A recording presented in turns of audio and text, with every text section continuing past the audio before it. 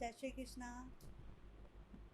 कल हमने यहाँ पे छोड़ा था कि ईश्वर जिसे भी मिले हैं दुख में ही मिले हैं। मेरी इस बात को कुछ सुना, कुछ आगे सोचा। पहले तो आज मुझे ये बताओ 2 मिनट के लिए कि सबको ये कैसा लग रहा है। इसको बहुत डिफरेंट एक्सपीरियंस है। जिसे जैसा भी लग रहा है प्लीज़ अगर कोई बता सकता है तो मुझे ज़रूर बताना। इससे मुझे एक इंस्पिरेशन मिलेगी और आगे चलने की ना एक मोटिवेशन की बहुत ज़रूरत है। मुझे तो बहुत मज़ा आ रहा है। सच में लगता है कि लाइफ़ में ना कुछ थोड़ा-सा ऐसा किया है जिसे करके मैंने सच में पढ़ा था कि भागवत से आनंद की प्राप्ति होती है। सच में मन में बहुत खुशी आती है। कुछ एक ना मन में होता है कि बस टाइम निकालना है। कब वो टाइम मिले जब बस थोड़ा-सा देरी से पढूँ और मन में बहुत खुशी मिलती है। सच्ची अपने इस बिज़ी शेड्यूल में जब हमें ये थोड़ा-सा टाइम भी भगवान के लिए निकालते हैं ना, तो बस बहुत अच्छा लगता है। लेकिन सच में my work is my worship, लेकिन still worship is only Krishna. चलो आगे चलते हैं। सुख का साथी जीवन और सुख-दुःख में साथी ईश्वर ही है। कल मैंने बात की थी कि रिलेटिव्स भी तभी आगे आते हैं और फ्रेंड्स भी तभी आगे आते हैं जब आपके पास पैसा होता है, नाम होता है। शायद तब तक ना लोग आपको पहचानते भी नहीं हैं। मैं अक्सर अपने स्टूडेंट्स को भी यही बोलती हूँ कि जैसे सूरज चमकता है ना, ऐसे कहते हैं सिर्फ़ जो चमकता है ना, बस उसी को लोग जानते हैं और जो अंधेरों में गुम होता है ना, उसे कोई नहीं पहचानता। लेकिन श्री कृष्ण उसे भी पहचानते हैं। उसे भी कहीं न कहीं वह ये प्राप्ति करवाते हैं कि मैं तेरे साथ हूँ। कृष्ण कहते हैं, मैं हर जन्म, हर कर्म में तेरे साथ हूँ, परंतु वह कर्म मेरे लिए होना चाहिए। वह जन्म मेरे लिए होना चाहिए। कन्हैया कहते हैं, मैं तो बिना बुलाए गोपियों के घर माखन चोरी करना जाता था, तो आप लोगों के पास क्यों नहीं आऊँगा? श्री भगवान के आगे हाथ जोड़ना, मस्तक नवाना, यही कृष्ण भक्ति नहीं है। कृष्ण कहते हैं, कुछ ऐसे कर्म कर। भागवत के साथ-साथ ना अगर हम गीता को भी मिला दें ना, तो सच में हमारी लोगों की लाइफ में बहुत रियली बहुत चेंजेज़ आएँगे। श्री भगवान के आगे हाथ जोड़ना, मस्तक नवाना, इसका यही अर्थ है कि हम भगवान से ये कहते हैं कि मैं बस तेरे आगे ही झुकता हूँ। मस्तक नवाने का अर्थ है मैं अपनी बुद्धि शक्ति को हे नाथ आपको अर्पित करता हूँ। हम ये कह तो देते हैं लेकिन शायद इसे मानते नहीं हैं। वंदना करने का अर्थ है कि भगवान पर सब कुछ न्यौछावर कर देना। श्री भगवान का वंदन करने से पाप ताप नाश होता है। निर्भय का सागर है, केवल वाणी और शरीर से नहीं परंतु हृदय से भी वंदना करते हैं। जब भी घर से बाहर निकलो श्री ठाकुर जी की वंदना करके निकलो, ऐसा हमारे शास्त्रों में लिखा गया है। ईश्वर कहते हैं कि मैं उन्हें ही प्रेम देता हूँ जो मेरे प्रेम के प्रतीक हैं। ईश्वर यही मानते हैं कि जो मुझसे भीख माँगता है, जैसी स्थिति में माँगता है, मैं उसे वैसा ही देता हूँ। वंदना करने से ईश्वर सदैव हमारे साथ रहते हैं। परंतु वह ये भी कहते हैं कि कुछ तो तेरे कर्मों से भी जुड़ा है। अगर हम अच्छे कर्म करते हैं, तो वह हमेशा हमारा साथ देते हैं। घर में प्रवेश करते समय बालक पूछता है कि मेरी माता कहाँ है?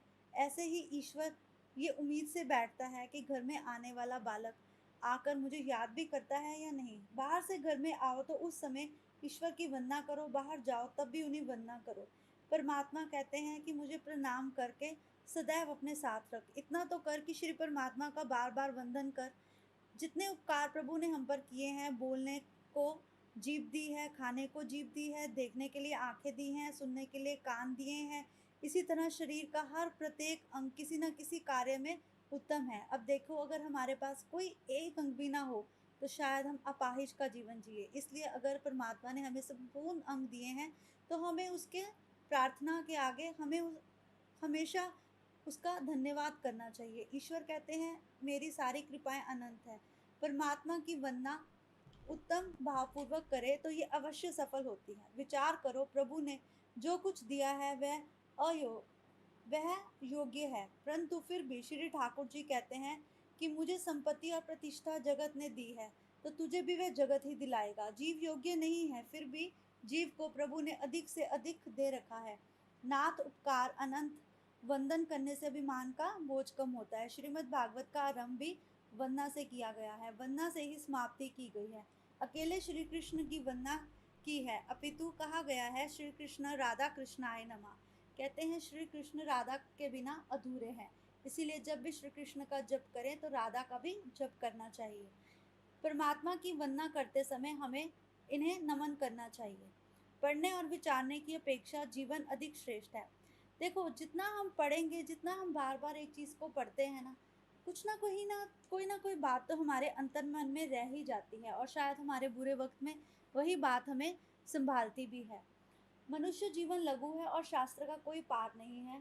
सूची कहते हैं 7 ही दिनों में राजा परीक्षित ने सद्गति प्राप्त कर ली। अब शायद ये कहना बहुत मुश्किल है कि 7 दिनों में, कहते हैं भगवत हमेशा सप्ताह में पढ़ा जाता है, 7 दिनों में परीक्षित ने कर ली। लेकिन इन 7 दिनों में उसने क्या ऐसा किया? उसने शायद अपने जीवन का हर वो चीज़ छोड़ दी थी। उसने पूरी तरह से प्रभु को समर्पित कर दिया था। उसे पता था कि उसकी मृत्यु निकट है, परंतु फिर भी उसे मोक्ष की प्राप्ति हुई। अब वो कहते हैं कि जीव गर्भ में आया है तो जीव की रक्षा प्रभु करते हैं। ऐसा कहते कहते ईश्वर की खोज में निकले परीक्षित। परीक्षित अर्थात श्री भगवान के दर्शन करने को वाला वो जीव जो भगवान से ही मिलना चाहता था। परीक्षित जी की आतुरता का कारण था कि उन्हें मालूम हो गया था कि 7वें दिन उनकी मृत्यु होने वाली है, तक्षक नाग उन्हें डसने वाला है। परंतु वह चाहते थे कि मरने से पहले वह भगवान के दर्शन कर लें, परंतु ये संभव नहीं था। इसीलिए उन्हें ये 7 दिन की कथा सुनी और ऐसा लगा जैसे इन 7 दिनों में उन्होंने भगवान चतुर्भुज के वो 7 दर्शन। ब्रह्मा जी कहते हैं कि वह उन्हें ऐसा लगा कि जैसे 7 जन्म में उन्होंने ईश्वर की प्राप्ति कर ली। श्रीमद् भागवत मनुष्य पर निर्भय बनाता है। श्रीमद् भागवत में लिखा है कि ध्रुव जी मृत्यु के सिर पर पांव रखकर स्वर्ग में गए थे। परीक्षित जी श्रीमद् भागवत समाप्ति में बोले कि अब मुझे काल का भय नहीं है, मुझे काल का भय बिल्कुल भी नहीं लगता। भगवान ये सुनकर बहुत खुश होते हैं जब मनुष्य के अंदर से काल का भय निकल जाता है, भगवत के आश्रय लेते हैं तो निर्भय होते हैं। लोग मृत्यु को अमंगल मानते हैं, परंतु ये मृत्यु अमंगल नहीं है। मृत्यु तो वह है जो फिर से हमें परमात्मा से मिलने के लिए आगे ले जाती है। देखो, जैसे भी हम कर्म करते हैं वैसे ही फल पाते हैं। श्री ठाकुर जी को लगता है कि मेरा बालक अब योग्य बना है। वह अब तभी मृत्यु को ऐसी आज्ञा देते हैं कि जाओ उसे पकड़ कर ले आओ, परंतु उसे बड़ा संभाल के मेरे पास ही लाना। जिसे पाप करने का विचार भी नहीं आता, जो हर समय ईश्वर से जुड़ा रहता है, ऐसे मनुष्य को प्रभु बहुत प्यार से अपनी गोद में बिठाते हैं। पाप करते समय मनुष्य डरता नहीं, परंतु जब काल का नाम सुनता है तो फिर वह क्यों डरता है? इसीलिए कहते हैं कि जब कि मनुष्य दिन में ईश्वर, जिस मनुष्य के दिल में ईश्वर का भय है, वह ही निर्भय होकर जीवन जी सकता है। ईश्वर का भय, अब आप पूछोगे ये कैसे? ईश्वर का भय मीन्स जब हम कुछ गलती करते हैं ना, देखो सबके पास ना कहीं सिक्स सेंस होती है और ये सबके पास होती है। जब भी कोई इंसान चोरी करता है या कुछ ऐसा गलत काम करता है या किसी का बुरा करता है या किसी के बारे में इवन बुरे थॉट्स, कहते हैं सबसे ज़्यादा अगर कुछ हमारे साथ बुरा करता है ना, वो हमारे नेगेटिव थॉट्स करते हैं। कई बार हम किसी के लिए इतना नेगेटिव सोच लेते हैं कि उसने हमारा कुछ भी नहीं बिगाड़ा होता, शायद उसे पता भी नहीं होता, बट हमारी अपनी ही जो मन के नेगेटिव थॉट्स होते हैं ना, तो सबसे ज़्यादा हमारे थॉट्स को कौन सुनता है? भगवान। तो भगवान कहते हैं कि ये तू जो भी कर रहा है ना, इन सबको मैं तो देखता ही हूँ। चाहे हम जितना मर्जी किसी से बच ले, हम भगवान से तो नहीं बच सकते ना। इसीलिए अगर हमारे मन में भगवान का डर है कि वह हमें हर जगह देख रहा है, तभी हम अपनी ज़िंदगी को निर्भय होकर जी सकते हैं। भगवान कहते हैं कि श्रीमद् भागवत का आश्रय लेने का अर्थ है कि मैं श्री कृष्ण का हूँ, भगवान का हूँ। कुछ पैसे जेब में आ जाएं तो मनुष्य में हिम्मत आ जाती है, परंतु जब परमात्मा को हमेशा साथ लेके घूमेंगे तो क्यों निर्भय नहीं बनेंगे? मृत्यु के भय से इंसान सारा ज़िंदगी यही सोचता रहता है कि मैं क्या करूँ? तो क्यों ना कुछ ऐसे अच्छे कर्म किए जाएँ जिनसे कि मृत्यु के भय की ही समाप्ति हो जाए। अब शास्त्र कहते हैं कि कृष्ण हमें निर्भय बनाते हैं, मनुष्य हमें आगे लेके जाता है। काम ही काल को मारता है। क्रोध और काम ऐसे हैं जिनकी कि हमें कभी भी अपने साथ नहीं रखने चाहिए। हमें सिर्फ प्रेम को ही आगे रखना चाहिए। पाप करने से मनुष्य जितना होशियार होता है, जितना भी मनुष्य होशियार होके पाप करे, पाप तो पाप ही है। अगर उसे कोई भी नहीं देख रहा तो भगवान तो देख ही रहे हैं। इसीलिए वो कहते हैं कि अंत समय में भगवान को के समय उसको अपने पापों की जो बात है वो हमेशा ध्यान आती है।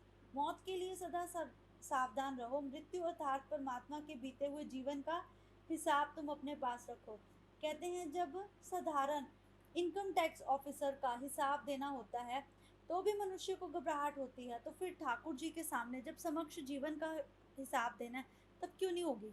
सच में ये भागवत पढ़ के ना मुझे बहुत मज़ा आ रहा है। ये इतना जनरली छोटी-छोटी इसमें ना चीज़ें एक्सप्लेन की गई हैं कि बहुत मज़ा आ रहा है। मैं अगर ये पढ़ा गया ना मुझे तो सच में लग रहा है ये ज़रूर पढ़ा जाएगा। उसके बाद वो जो पर्टिकुलरली एक जो स्पेशल है वो भी मैं ज़रूर पढ़ूँगी, कोशिश तो पक्का करूँगी। लेकिन सच में बहुत मज़ा आ रहा है ये पढ़ के। अब आप लोग मुझे ज़रूर बताना कि कैसा लगा। जय श्री कृष्णा।